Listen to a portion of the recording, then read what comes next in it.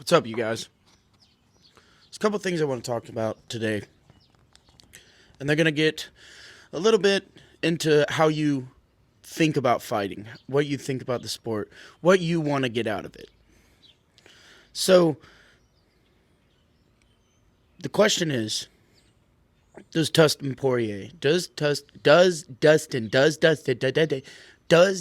Poirier deserve a title fight? Well, to answer that question, you have to think, what does deserve a title fight mean? So, I can give you two examples off the top of my head that are recent. Israel Adesanya versus Sean Strickland. Did Sean Strickland deserve a title fight? Cheeto Vera versus O'Malley. Yeah, I beat him in the past, but we all did know it was bullshit. And he was ranked, 7 coming into the fight? And Poirier's ranked 3 currently.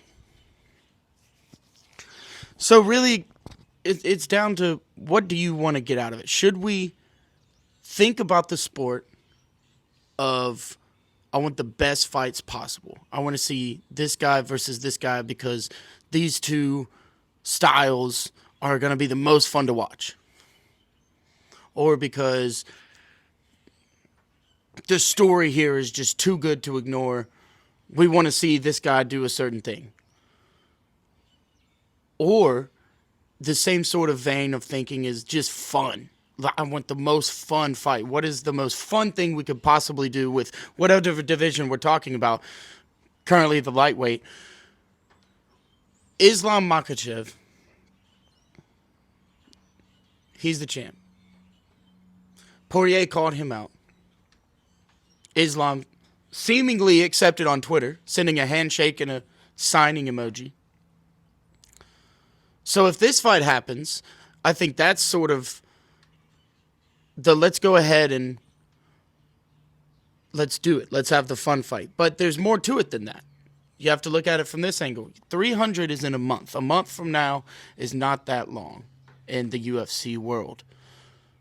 A lot of questions are going to get answered in 300 because we have two huge fights. Justin Gaethje, Max Holloway, and Do Bronx, Charles Oliveira versus Arman Tsarukyan.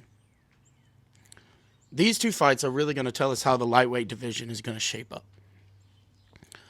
But if there is a deal signed between Poirier and Islam in the next month, that throws a whole wrench in whatever plans might seemingly there are to prop up Islam or to, I don't know.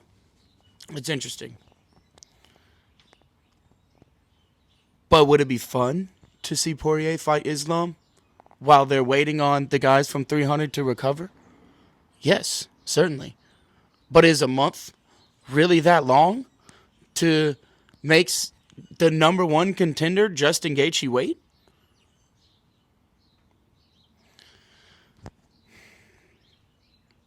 It was said that Arman Tsarukyan and Charles Oliveira, winner, then gets the Gaethje Holloway winner before Islam.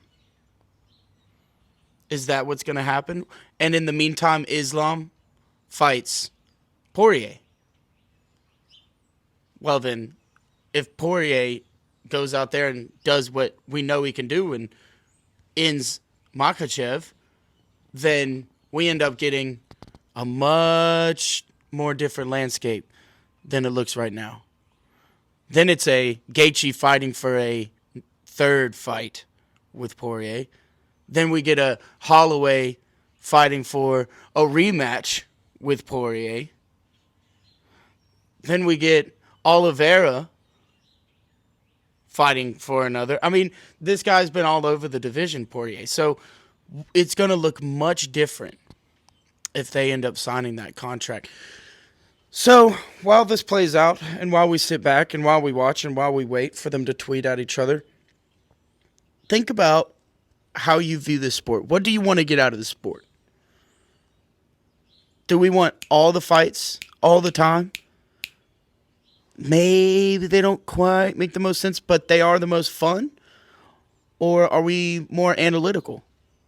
And should the number one contender always get the title fight over anyone else?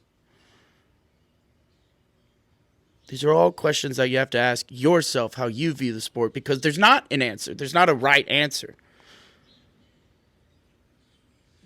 Clearly, the whole sport is ambiguous. I mean, Dana White himself said that he thought Sean Strickland beat Duplessis.